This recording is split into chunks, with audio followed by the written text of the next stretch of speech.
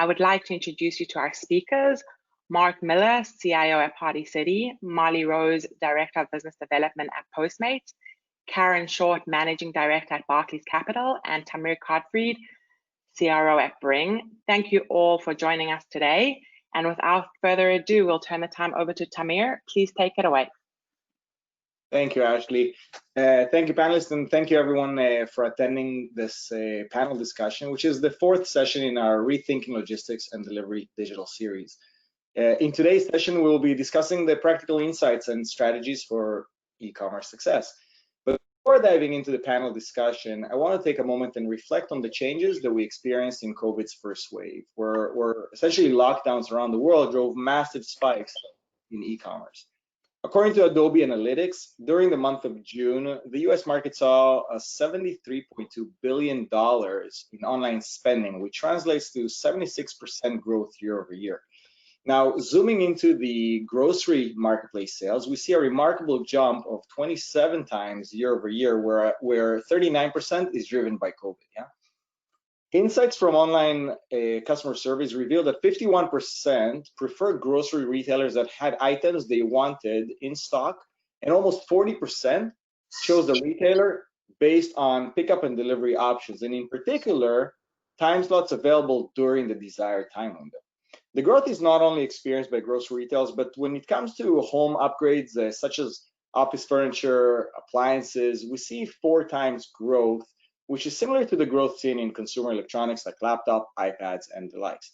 Now, with this shift in consumer behavior, we see early signs of sustained change. A May research by Brick Meets Click showed a rebound in shopper satisfaction after a low one in March. In May, we saw 56% of shoppers indicated that they were very likely to shop at the same online grocery venue again within the next 30 days. Now, in March, it was 47%.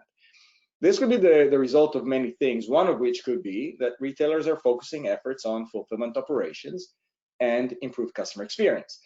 Though this growth is remarkable, we do see somewhat level of level off as retailers begin to open and expected to return as markets are hit by the second wave and perhaps even third COVID wave, which will force additional closures and customers to be concerned for their health. A Morning Consult study found that 24% of consumers said they wouldn't feel comfortable shopping in a mall for at least 6 months after they reopen. It estimated that 25,000 retailer storefronts will close by the end of the year. Now, this change in consumer behavior and the accelerated e-commerce shift is driving retailers to apply new forms of serving their customers. These forms include dual use of retail locations as dark stores, operating under micro-fulfillment centers, offering click and collect and BOPIS and delivery store options and more. Studies show that a third of retailers in the US are currently offering buy online, pick up in store options, but this is rapidly changing with the growth in the consumer demands for this service, where in June we saw 130% year-over-year growth. So with this in mind, let's go over to the panelists and start with our first question.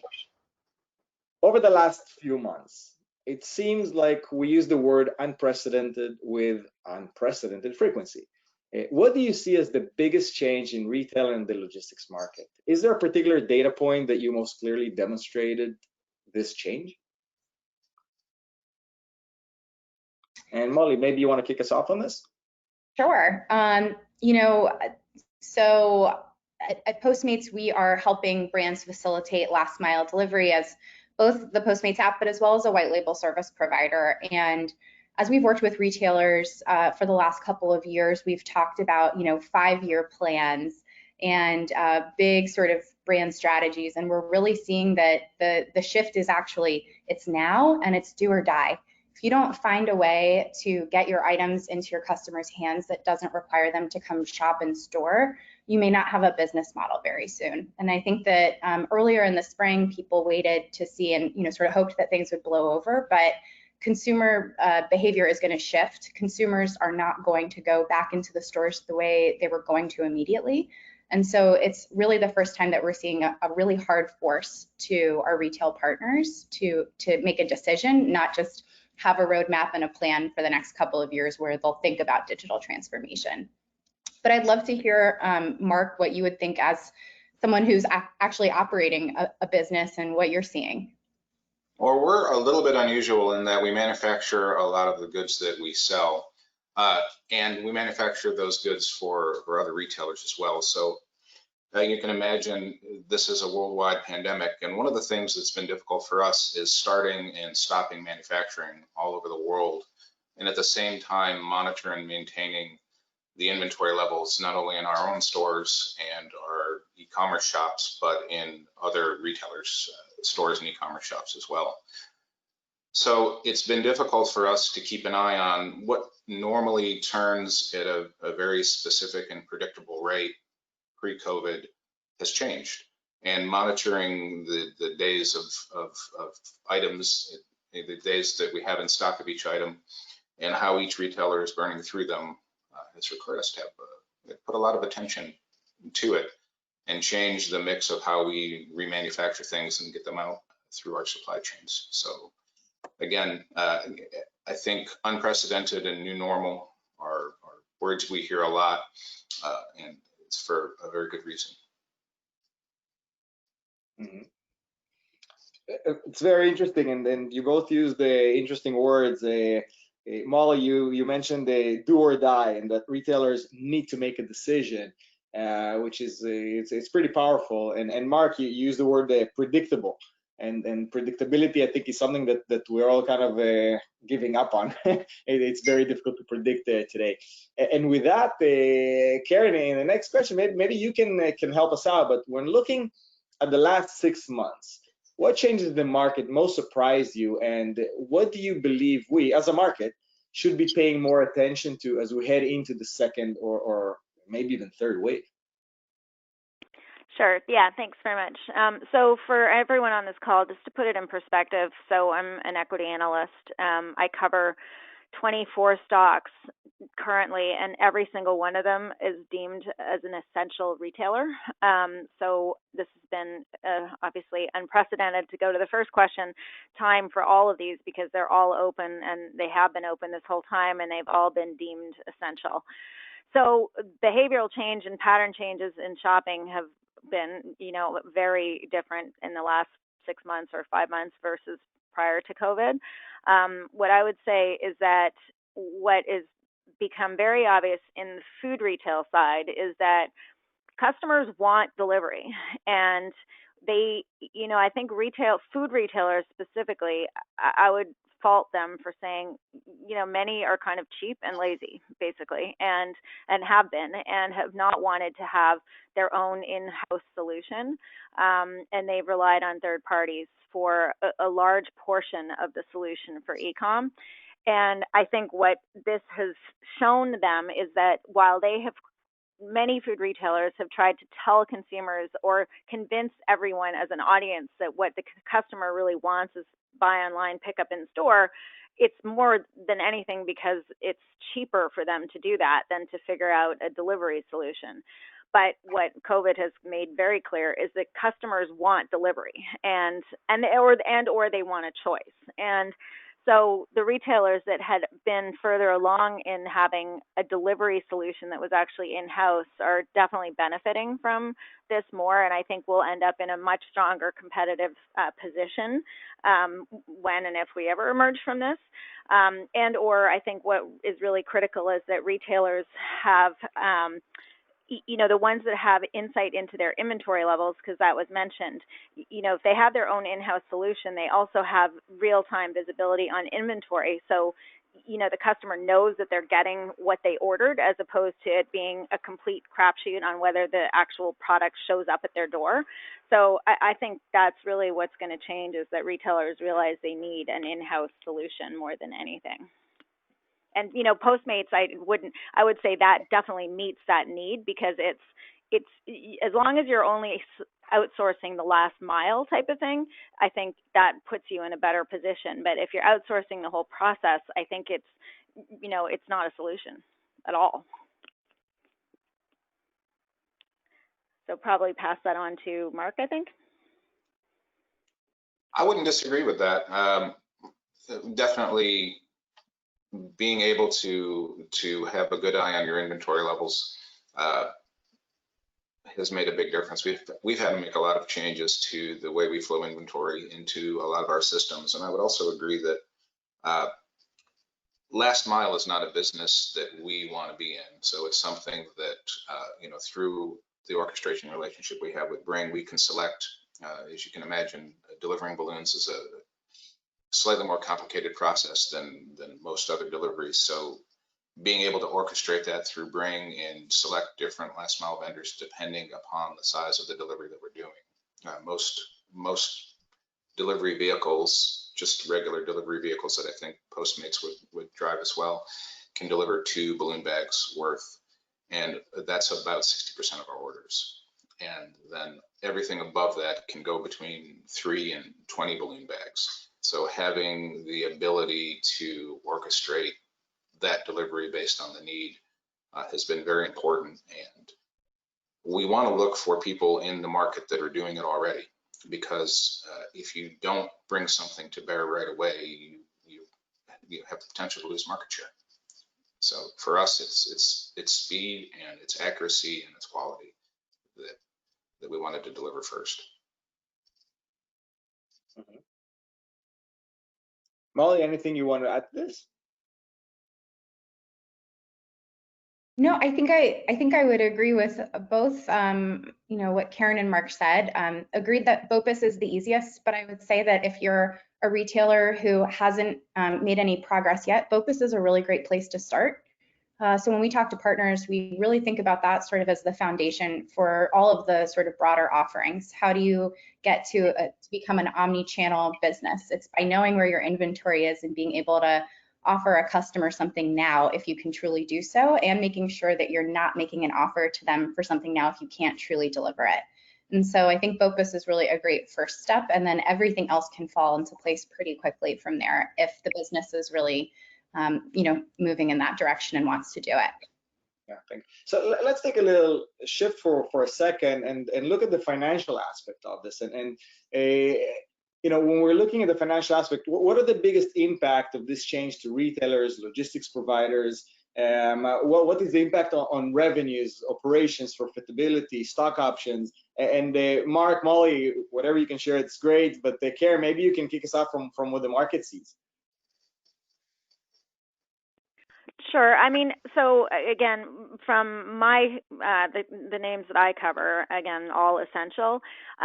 What you've really seen is, I mean, you've seen significant multiple expansion in some of the names that I would consider kind of winners. So Home Depot, Walmart, Lowe's, Dollar General, a little lesser degree Best Buy. And what you've actually seen is significant lag in multiple expansion at, say, the Krogers of the world. Albertsons just went public as well. And actually, I think that is very telling, because the issue that you have for, say, the food retailers is that a very high percent, or the vast majority, have basically outsourced a solution. Not obviously click and collect; they do that in-house. But if they do delivery, it's through an outsourced third-party provider.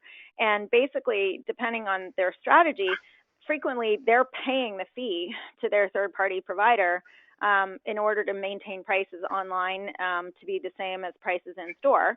And so they're losing money on every single basket because they're paying a fee for it. But more importantly, in an era where we've just had an unprecedented spike, and it will be sustained at the current levels in e-commerce penetration in food retail, a lot of these food retailers haven't been able to capture that data because it's been done through third-party providers and fulfilled by third-party providers. So, they basically lost share in a windfall era from an e-commerce perspective. So I think the market is reading it accurately from a valuation perspective, because this hasn't necessarily been a benefit to food retailers, even if they've been doing 30+% increases in sales, because of this loss-making solution on the e-commerce side. And then I guess the question for my space in general is just the names that have had their own kind of in-home homegrown solution, again, have seen decent multiple expansions. the real question I think everyone's trying to figure out is, when or does this end from a stock performance perspective, and when does it become time to cycle into other sectors from an investment horizon perspective? I don't think anyone knows the answer to that. I mean, every day is a new headline on another wave or another state or another country or whatever. I think, as we've all acknowledged, this is the new abnormal for quite some time.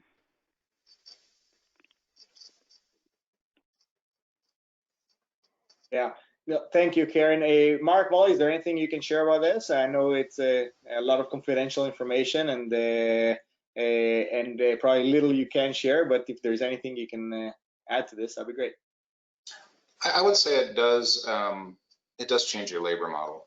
To the extent that it changes is really dependent upon the delivery method. But when your stores are close to the public, it's not as big of an issue because you're reallocating the labor to do picking. And I think to Karen's point, if you've already made the investment in the ability to pick in your stores similar to the way you pick in your warehouse, then that investment's already paid for. So what you're trying to then figure out is what is the mix of curbside versus last mile, and how does that mix affect your store labor model, your warehouse labor model, and your margin model, because there is a fee for delivery. And I think the more people adopt that, the more it becomes an important factor to consider when you're planning your store labor, especially. Yeah, I would just chime in actually from a different angle.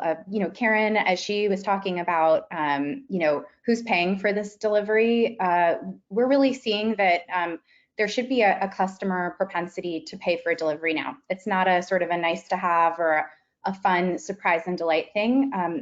A customer is really deciding, do I feel safe leaving my home? Do I feel safe going into a store? And a delivery fee is something that is a small price to pay for that convenience and that peace of mind. And so we're actually seeing retailers shift and say, this isn't just a fun add-on, this is a service that we're offering to our customers, and maybe they'll actually pay for it. And so I think some of it too is seeing retailers actually not covering that price moving forward. I think we should see the customer be able to pay for that service as well, that convenience. And that should also sort of help the economics for these retailers as well. Yeah, no, I appreciate that you saying that, Molly, because until pre-COVID, everybody was talking about we need to do the delivery for free, and then we need to subsidize this for our customers and whatnot. But now, given that it's essential, delivery is an essential part of operations, it takes a whole new meaning, and customers' willingness to pay is also now has changed, right? Talking about essential business, I mean, Mark, for me, partying is essential. But let's turn the conversation over to the transformation. And Mark, if we start with you, I understand that Party City is making substantial changes to your delivery and fulfillment, especially around third-party delivery. What was your strategy heading into 2020, and what has changed or accelerated? Well, curbside's always been on the roadmap. I wouldn't necessarily say that we look to do it as soon as we actually did do it. I think if I had to go back in time and look, it was more of a fourth quarter 2020, maybe first quarter 2021, because we saw most of our demand from BOPUS with our customer walking in the store, and we already had a service that was fulfilling that need. Really what happened is when you lose all 800 of your stores and you don't know when they're going to come back, you've got to find a way to get the products out to the customer. So I think in the first stage where we couldn't even open our stores for curbside, what we saw was a fairly unprecedented demand on our e-commerce site, and making sure that it was stocked and making sure that our distribution center could get all of that product out the door was challenging, because we typically don't see this type of demand other than the large holidays that we typically see, like Halloween. So staffing up and preparing for that while still keeping all of our employees safe was a very difficult thing to do. We had to physically reformat our warehouse in some areas to observe all of the social distancing things that needed to happen. So that was something that we didn't plan. I think the last mile we didn't even have on the roadmap for 2020. It was one of those natural things that our biggest surprise is that even if customers are home, there's still birthdays happening, there's still graduations happening, and people want the opportunity, even if it's with the smaller immediate family unit, to celebrate those things, and they need goods to do that. So I think our customer found their way to us first, and we really have a very devoted group of customers that helped us with the first stages of those deliveries and how curbside was going to work, and where we were deficient in the days required to get something out of our distribution center and into the hands of our customer. But I think the first thing for us was when the stores did start to reopen for curbside, we knew then that balloons was going to be one of those things that if we didn't think through it, I don't remember the exact number, but in more than half of our purchases, there's a balloon SKU present, and that balloon SKU is typically inflated. So just offering curbside for hard goods wasn't going to be something that worked, and subsequently last mile. So making sure that as we started to see our stores reopening for curbside only, that we sat down with a lot of different providers and a lot of different orchestrators, and we worked our specific use case. And if we hadn't done that, I don't think we would have been able to capitalize as early as we did on getting delivery up and running. Interesting, and balloons definitely make you happy. And when we got into the COVID, I think everybody was focused about food, and then focused about their parties, realizing, oh, wait a minute, what am I going to do about my kid's birthday party? But with that, you also use the word keeping employees safe. So let's talk about that a little bit. And Molly, it would be also interesting to see your perspective, given that you're providing the fleets. But Mark, if you can expand a little bit, what measures are you taking or seeing leaders take when it comes to ensuring both the safety and capacity of curbside and delivery offerings? And what do these safety measures mean for retailers and logistics providers? That they slow the operations, are cost changing, different requirements, and yeah, it would be interesting to hear both of your points of views on that. Yeah, there's always a cost impact when you're implementing new change, but from our perspective, our employees and our customers have to be safe. They have to be able to, one of our brand promises to our customers is trust. And if there's no trust in the transaction, then you're going to begin to lose your market share. So it was really important for us to sit down, and I'll just take, for example, since we have 800 stores that are geographically dispersed in the US, the group of people within our corporate and store ops functions meet daily and for multiple hours per day, just to monitor what's going on in each area, what remains open, what remains closed, what sorts of steps, because even if you have a state that has a mandate, you can have a local municipality that changes that mandate. So in the state, you may have no masks required, but within that local city, you may have a mask requirement. So understanding that, making sure that our employees had enough stock, and then making sure if occasionally a customer walked in and they forgot that they needed to have a mask and they wanted one, that we had one for them as well. Within our warehouses and distribution centers and corporate offices, again, a completely different mandate because we're working multiple shifts. There's a lot of additional screening for temperatures and changing our packing stations around so that they're more isolated than they typically are, and changing the logistical process to emphasize safety was one of the big changes we made. So really, systemically, we had to make changes for both our employees and our customers. Yeah, I think on the Postmates side, the first thing is, partnership is so important here. How a retailer changes their operations, then impacts how other parts of that sort of supply chain can interact. So for us, there were sort of people changes and technology changes. The first thing we at Postmates did was rush to create contactless delivery. So letting the customer say, I want to leave it at door and I don't want to talk to anybody. So we were able to move that feature out quickly, but then also say, that's a great MVP, but will we make sure that, we want to deliver successfully? So we actually also implemented a photo at drop off too. So we could give sort of as much complete information to a customer. But when we think about our fleet, there are over 500,000 registered members of the Postmates fleet. And we know that with the jobless numbers going up in the United States, there are people who are turning to gig work to make extra money and make ends meet. And so safety has never been more important because we also have people joining our platform in the middle of this. And so making sure that we are sharing masks with as many of our fleet as possible, but also always telling our merchant partner, our end customer partner and our fleet partner that if you don't feel safe, don't do something. If you feel like you're sick, please don't open the door, don't come into work. And bringing that human element in, which is something that I don't think there's been sort of a shift in business like that before, where we've really had to say, please pause and put everybody's safety and health first.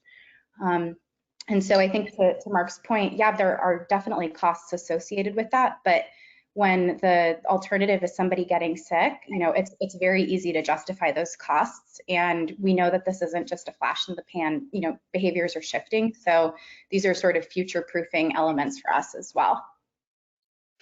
Yeah, it's quite interesting, and sometimes we have to act more responsibly over our employees and our customers than they would themselves, right? It's something that during these times, yes, a lot of people want to get back to work or start working, and we need to think of their safety first. So we can totally appreciate that. Karen, what are you seeing in the investor community? How are investors viewing these investment changes and the new market landscape? Do you see a shift in market value or consumer behavior across particular formats of retail? Yeah, so a couple things. I wanted to go back to an earlier comment that was made, and I do agree with this to some extent that, consumers were, prior to COVID, conditioned to just say or believe that everything should be free from a delivery perspective. And, this whole pandemic has changed that state of mind, I think, a little bit, to be a lot more grateful for having the ability to get things delivered and or curbside, omni-channel, whatever, which way or form they would like things delivered. But the big thing that I think is driving that is that when you look at all the money that is not being spent on all the various categories that consumers typically spend on, so travel, food away from home, apparel, whether that's 40% of what it used to be, who knows, out of home entertainment, from our estimate, it's around $220 billion a quarter are not being spent. And so that's $220 billion that you have as, a consumer group in North America to reallocate, basically.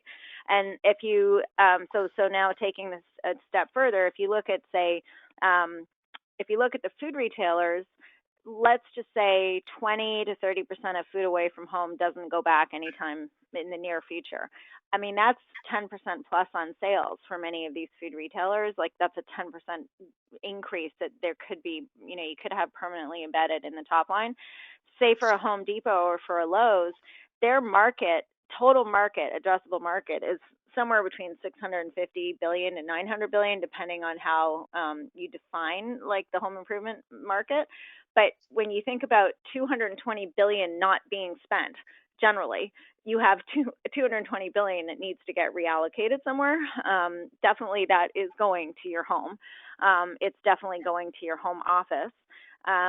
When you think about this last 4 or 5 months, I think we all acknowledge on this call that people thought that this would last for maybe 3 months, and now it's sinking in that this is not going to be 6 months, it's not going to be 9, it's probably going to be a year or more.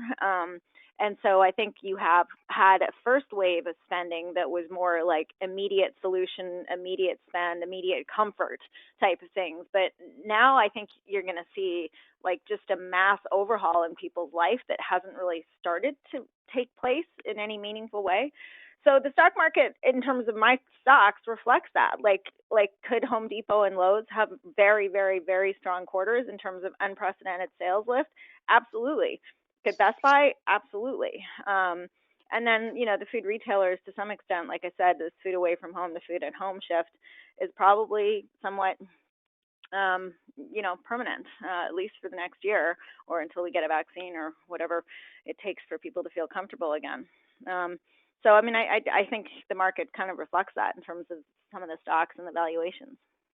Yeah, and so out of home entertainment to in-home entertainment, Party City is obviously benefiting from that, and the same thing of out of home dining to in-home dining, where before it was almost a luxury or a comfort thing, and today is essential, right?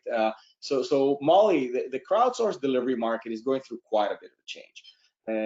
With growing demand and growing labor pool, what was or I was hoping you could share, what are you seeing at Postmates? How do you work with retailers? And we talked about the improved safety for the drivers and customers, and how have rising demand and changing labor market impacted your pricing and timing? Yeah, so generally our sort of pricing and timing have not shifted, but what we have seen is demand really shift. And I think that, what Karen was saying, people are recognizing that this is not going to stop anytime soon. What we're really seeing right now too is retailers recognizing that the biggest part of our year is yet to come, and that's usually the holiday peak season for a lot of brands. And what is that going to look like this year? It'll be the first one. It's a major event. And we have partners now who are saying, how do we start planning for this? We need to have a last mile on-demand delivery solution today, but we know that we're going to be in bigger trouble come, the Friday after Thanksgiving and beyond. So how do we think about that and start planning? And what I would say is that we're really seeing brands have a willingness to iterate.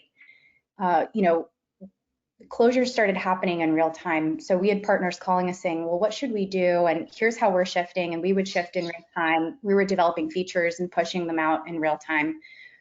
Usually in retail, I think of Party City as being a really buttoned up, organized brand. You don't roll anything out until you've tested and you've planned. And now we don't necessarily have this, time to polish it up perfectly. And so it's, how can we all, throughout the supply chain work together to make sure that we're continuing to service customers as we're continuing to iterate and improve and say, okay, cool, we got the delivery there, but maybe the customer didn't get a perfect notification. Let's continue to improve that versus where I think we used to see it was we're not launching until it's absolutely perfect. So I think that sort of tech mindset of a minimum viable product is really sort of seeping in, and we're saying, how do we move quickly? How do we figure it out now? Because we're going to have a much bigger challenge for the sort of 2020 holiday peak. Yeah, it's quite interesting, and I'm glad you touched on I guess perfecting the operations and the shift towards that, and the responsibility that you have over your services, and you as the Postmates, the fleets, the delivery providers, and then Party City as a retailer, you want to make sure that your brand is protected and that obviously you're providing the right level of experience, because effectively a bad experience for a customer, you're going to end up losing that customer for good. So you definitely want to secure and put a lot of value into that, which I think everybody can appreciate. Let's shift a little bit and talk about making the change. Yeah.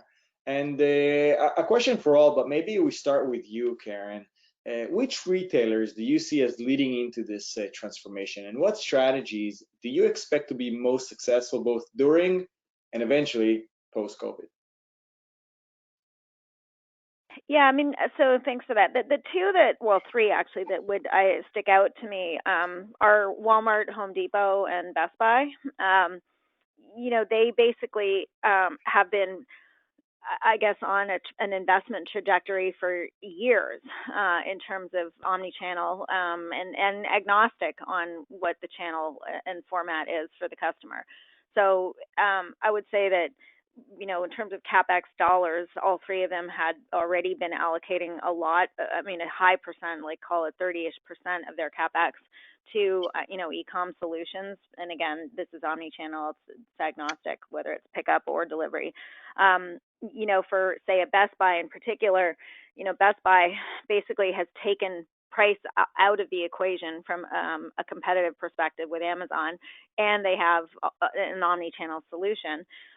So they're, and really, to be honest, they don't really have competition except Amazon. So I think they're in a very strong position to continue and have been winning and to continue to win. And as the comment was made related to the labor model, by Mark, you know, that's absolutely, like, I think what they are suddenly seeing is that they can be significantly, and as in like 50 to almost 100% more productive with their labor than they had previously realized.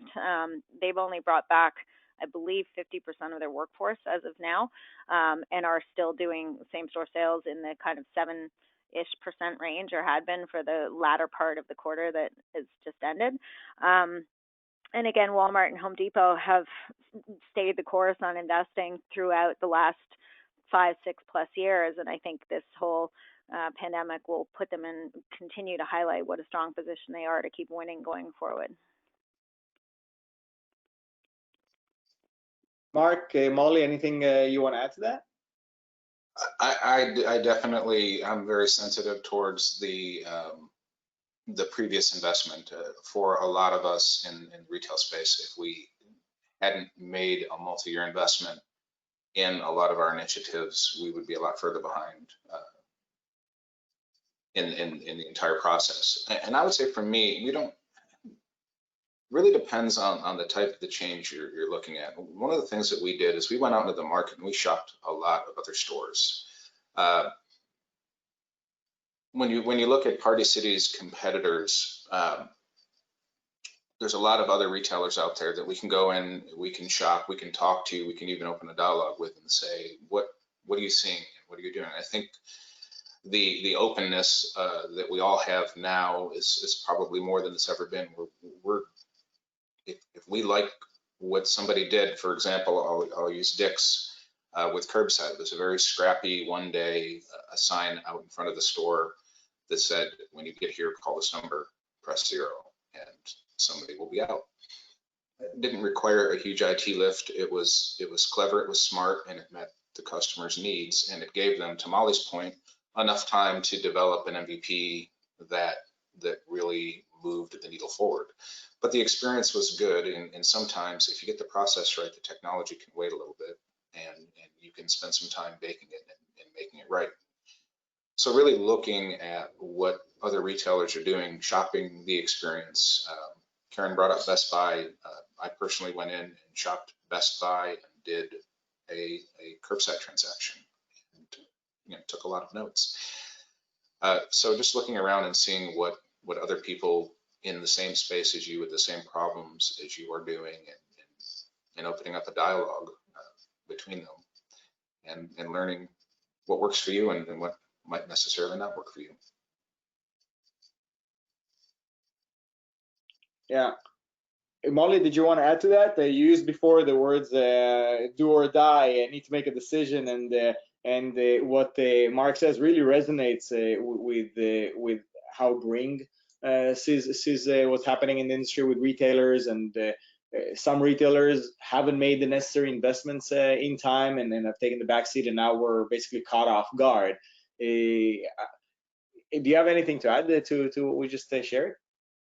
Yeah, I mean, we have not talked to a retail brand in the last 4 months that has not said they have to figure out delivery. I think everybody knows they have to figure it out now.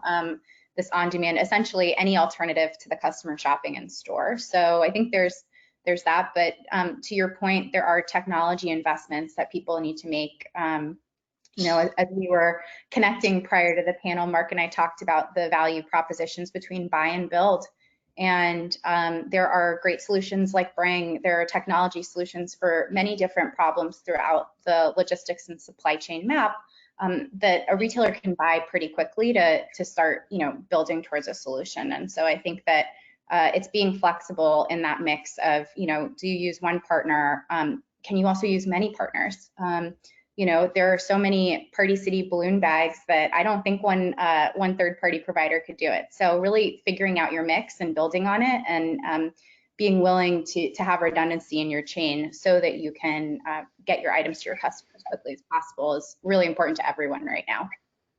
Yeah, I think the conversations that we had just around, ultimately working through an orchestrator to do this was because we had conversations with other retailers, and we said we don't think we can do this with one last mile vendor, given just the geographical disbursement of our stores and the density of some of these events like the Super Bowl or like Halloween.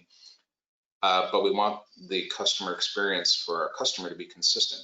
So how do we allow the customer to tip if they want to tip? How do we communicate with the customer? How do we make the experience consistent despite the fact that we might use multiple delivery vendors? And the orchestrator was the answer. And just going out and figuring out then, do we have the capability to build that, or is it better to buy it? And you work the numbers and you work what's on the table to win or lose if you select either one of those paths, and you pick the one that works best for you. So Mark, let me pick off from there. So we discussed the changing role of retail and the shift towards unified commerce. Why are some retailers focusing more on delivery and others on curbside? Do you see one fulfillment format growing faster or at a faster pace, or are we really seeing these two channels merge into a unified operation? And we've seen changes. I know Molly at Postmates also there's impact from that. So just interested to hear. Maybe Mark, maybe you can comment on that, and then we'll go through to Molly and Karen. I think in general, you see BOPIS becoming curbside, and you see some of the curbside business ultimately selecting to a last mile provider. But I think you see a lot of regional variation to that, and some of it's dependent on weather, some of it's dependent on, if you've been on a 3-week or 4-week stay-at-home order and you want to get out, but you don't want to go into a store, certainly getting in your car and doing a curbside transaction is going to be just a change of pace for you. So I think we see a lot of these channels from the consumer's perspective being just a convenience-based thing. So if it's raining out, if it's bad weather, if you've got a lot of other things going on in the day, you might be more apt to select curbside. I think having those options and making them very easy for the customer to choose, these are my products and these are how I want them delivered to me, whether it be me walking into the store, me waiting outside curbside, or me going and doing other errands and having it dropped in my doorstep. It's something our customers are demanding, and they tend to vary quite a bit. I think one of the things we are seeing in general, though, is once you take this route of, not shopping in the store and taking delivery in some method or another, I think the recidivism on it is somewhere around 82% of the people that start in that channel continue to shop in that channel. So we're not seeing a lot of people go back, but I think we still see a fairly large mix in how our consumer decides they want to get goods delivered to them. Mm-hmm. I will also say, from our perspective, we look at our stores a lot more as warehouses in some cases. And when you look at 800 stores geographically distributed that can get with our last mile solution, can get within a few hours from the customer orders something to their doorstep, I think we've got a pretty powerful solution to get goods to customers in a way that's convenient for them. And the payment model for us is sometimes it's free, dependent on the amount of the purchase, and sometimes it's a pay for service. So we've kind of adjusted that based upon the amount and value of the cart. Mm-hmm. And we do see customers willing to pay for it, as a convenience type of thing. Yeah, I can definitely see walking out there, as we discussed in one of our earlier conversations, walking out with a balloon from the store. I'd rather get them delivered. But Molly, do you have anything to add to that? Karen, Molly?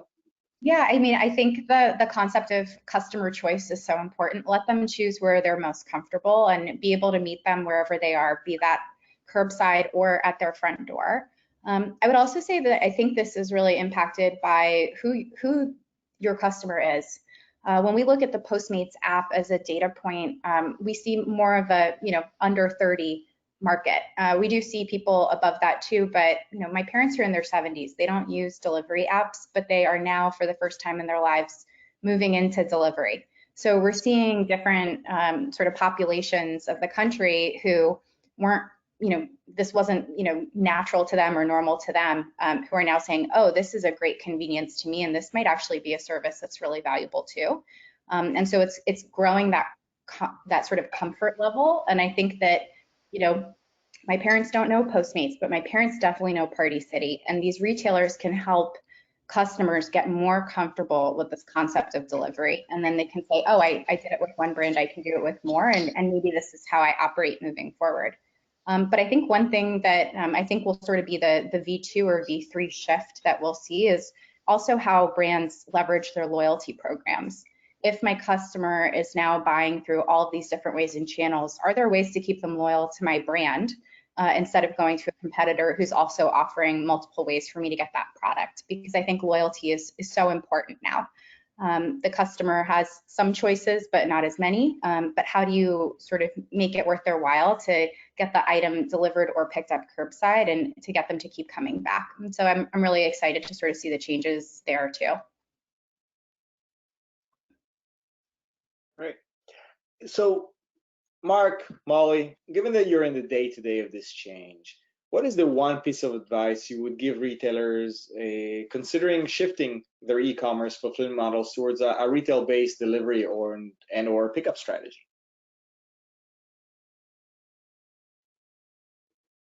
Molly, you want to kick us off? Yeah, I'd say, do it now. You got to start figuring it out. But I think that what's really stuck with me is, Mark talking about going into other stores and asking other brands.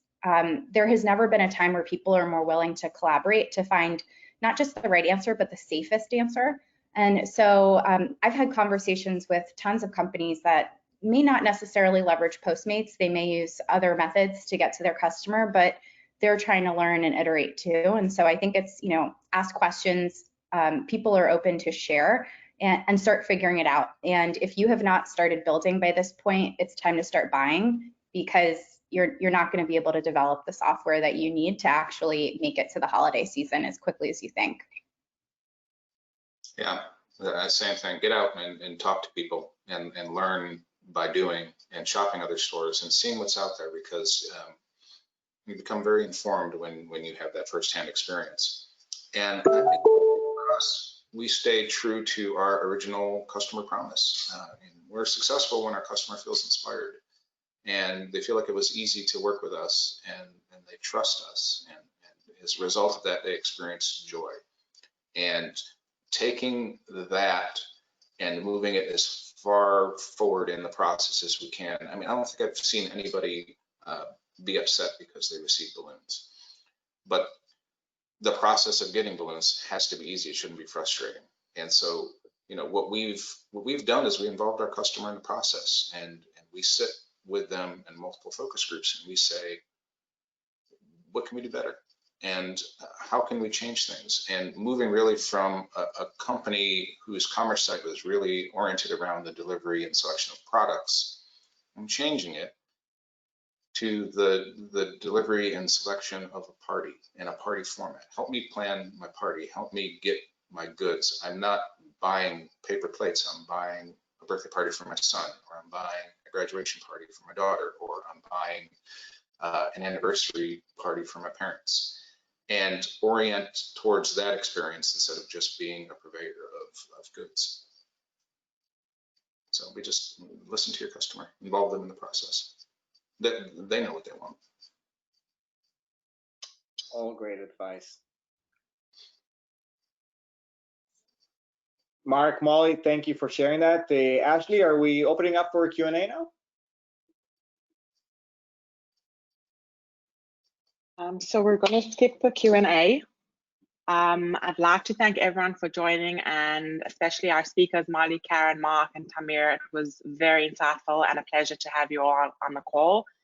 We'll be sharing the recording and look forward to you all joining us at the next event. Thank you. Thanks Thanks, everyone. Thank you.